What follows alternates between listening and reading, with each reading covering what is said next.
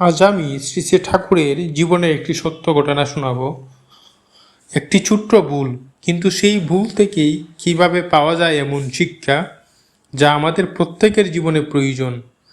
অন্যের মুখে শোনা কথা যাচাই না করে বিশ্বাস করলে কি বিপদ হতে পারে, আর শ্রী শ্রী ঠাকুর কীভাবে সেই ভুল শুধরে দিয়েছেন, চলুন শুনি সেই ঘটনা। একবার 1955 সালের এপ্রিল মাসে নববর্ষ উৎসব। চারিদিকে লোক গিজ গিজ করছে। শ্রী শ্রী ঠাকুর জ্যোতি আশ্রমে বসে বিশিষ্ট লোকদের সঙ্গে সাক্ষাৎ ও আলাপ আলোচনা করছেন। সকাল আনুমানিক 10টা।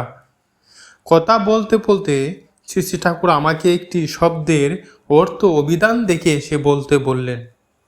অভিধানগুলি রয়েছে দালানের বড় ঠাকুর ঘরে।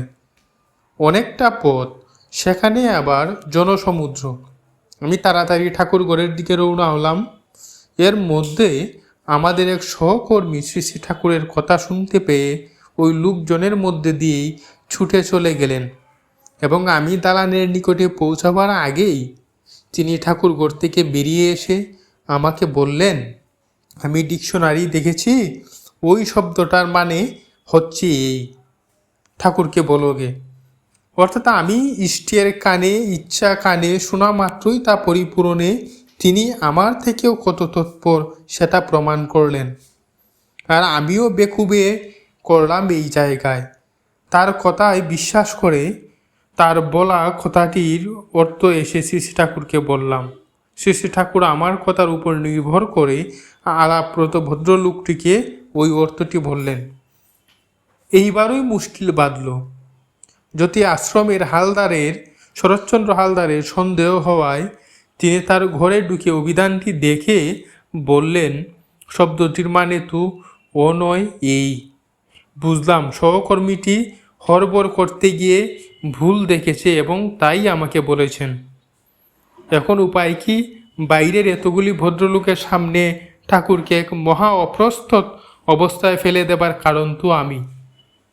শ্রী শ্রী ঠাকুর পরিস্থিতি সামলে নিয়ে সামঞ্জস্য করে বললেন, ও ছেলে মানুষ দেখতে ভুল করেছে, শরৎদা ঠিক দেখে দিল, শব্দটির মানে এই হবে। তারপর ভদ্রলোকেরা চলে গেলে ভিড় একটু পাতলা হলো। তখন দুই চুপ করা ভর্ৎসনায় অভিব্যক্তি ফুটিয়ে নিম্ন স্বরে প্রভু আমাকে বললেন, ফের যদি আর কোনোদিন নিজের চোখে না দেখে কোনো কথা বলিস তাহলে দেখিস। কথাগুলি নিম্ন স্বরে বলার কারণ আমার দোষের কথা যেন অন্যের কানে না যায়, কিন্তু নিম্ন স্বরে বললেও কথাগুলি আমার কানে পৌঁছালো চাপা গর্জনের মতো। আর ওই চোখ, অসৎ নিরোধী বজ্রদীপী, যেন সেই চোখ দুটিতে জল কাচ্ছে। ভাষায় সে রূপের বর্ণনা করা আমার সাধ্য নয়। আমার ভেতরটা একেবারে ওলট পালট খেয়ে গেল।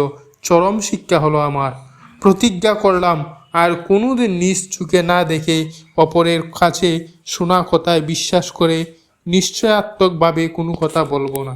এই ঘটনার শিক্ষা খুবই গভীর। অন্যের মুখে শোনা তত্ত্ব যতই বিশ্বাসযোগ্য মনে হোক না কেন, নিজের যাচাই না করে তা সত্য বলে প্রচার করা উচিত নয়। শ্রী শ্রী ঠাকুর আমাদের শিখিয়েছেন, সত্যের প্রতি নিষ্ঠা, নিজের চোখে দেখা ও নিশ্চিত হয়ে কথা বলা একজন মানুষের চরিত্রকে দৃঢ় ও নির্ভরযোগ্য করে তোলে। জয় গুরু।